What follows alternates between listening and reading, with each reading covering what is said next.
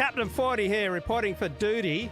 So I need to talk to you about that dream you've been having, and I need you to understand it and really plumb its depth. So you have this dream, it's at night, and you're on horseback, and you're going through a mountain pass, and it's cold, and there's snow on the ground, and you sense me around you, but then I just ride right past you. I don't even talk to you, and I keep on going.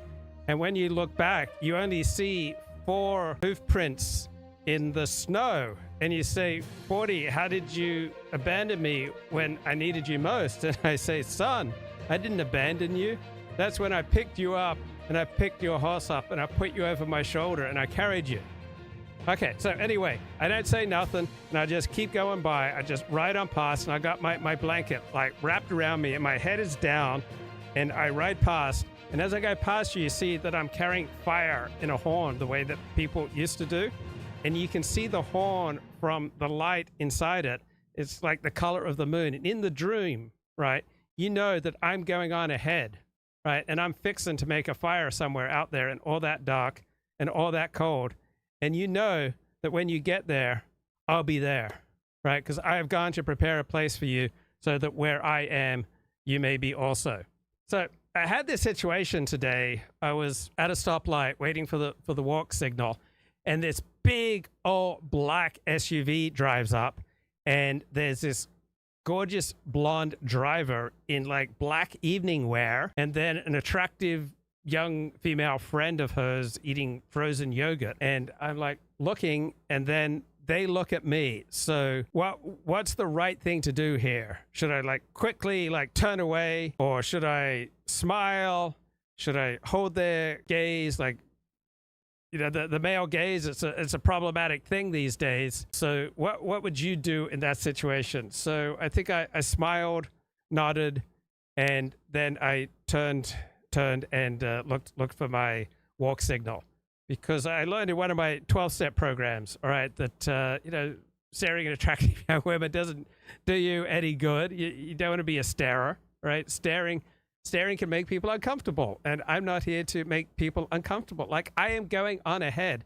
This show is one big virtue signal, right? The good deeds that I accomplish on this show, the moral clarity that I bring on this show, right? The sound epistemics that I deliver day in, day out, right? These are my good deeds going on ahead of me and ahead of you, going on through the night in the cold and the snow to light a fire for me up ahead, all right? My good deeds are my ambassadors, right? My show is my ambassador going on ahead.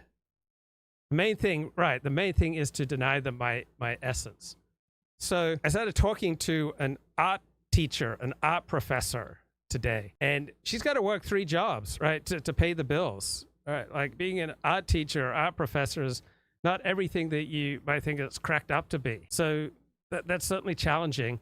And what made her all the more alluring is that she loves to read. And then she was, you know, pretty young, intelligent woman, and she had this nose ring like through her nostrils. And I was like simultaneously repelled and yet strangely attracted. I wanted to very gently reach out and take that nose ring and then lead her to the path of Torah, to the path of righteousness, to the path of modesty. And I wanted to read to her my 99 theses for how to create a good life, right? My rules for life. And then I wanted to share with her my 87 principles for decoding reality. And then if we become really close, I might share with her my diary from my more carefree days, where I would just fling myself hither and thither, and you know, I didn't mind giving myself a hand, and some of the epic insights that I achieved during these carefree, much younger days before I became the king of no fat. But that's how comfortable I felt with this art professor, that I was even willing to, you know, open up and share with her. I felt like I didn't have to explain to her when I was being sarcastic. I didn't have to explain when I was being ironic.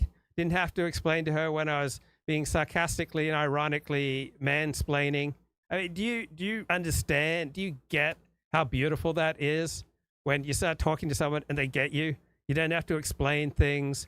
You don't have to put things in bright lights. You don't have to say, oh, that was irony, or that was sarcasm, or that was hyperbole, or that was just mild exaggeration.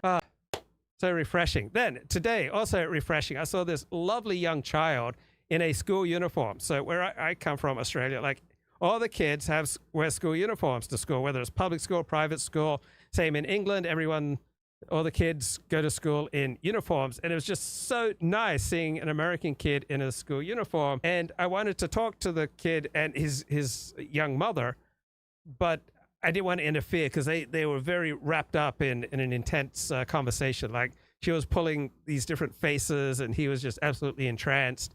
And then she dropped something and I went over and I picked it up and I handed it to her and now had an opening. It's like, oh, it's so nice to see a child in school uniform. And then she mentioned the school where he went. And I said, oh yeah, I used to date a girl who went to that school. I mean, then I explained, look, she went to that school.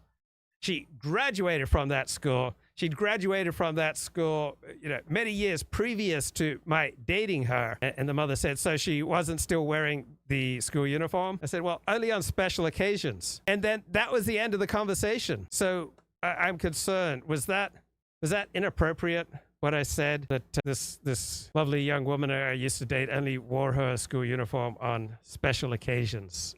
I wonder if I might have gone over boundary. So remember the 2020 election and how late that night, right, it became pretty clear that Joe Biden was on a trajectory to win that election.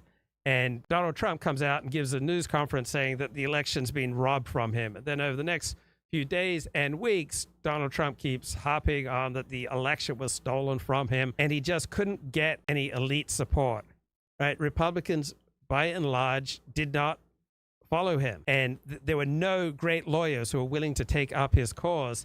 And his whole operation to try to deny the election result was just abysmal. I mean, it was just ludicrous. It was just schlock, right? And I was thinking about that. And then after January 6th, how overwhelmingly Republicans abandoned him, wanted nothing to do with Trump. Elites 100% abandoned Trump after January 6th. He was banned on Twitter and Facebook and YouTube and all across social media, just universal condemnation. And there's a very different reaction today to his conviction, right? Republican legal elites overwhelmingly did not side. 100% of Republican legal elites did not side with Donald Trump in his challenge for the 2020 election. But overwhelmingly, they are siding with Donald Trump with regard to his 34 felony convictions in New York City. I mean, they are just solidly lining up behind him. Now, the non-Republican legal experts and mainstream media journalists covering the trial, right, they are obviously happy that Donald Trump was convicted, and they don't make the same points that Republican legal elites are making about how the trial was a travesty. But there is one key word that the dominant liberal left elites are using, and that is that the prosecutor Alvin Bragg's legal theory underlying the case is weak and is the most likely grounds for appeal and the most likely successful grounds for appeal. So they don't like to talk very much about how the conviction of Trump was based on a very weak legal theory.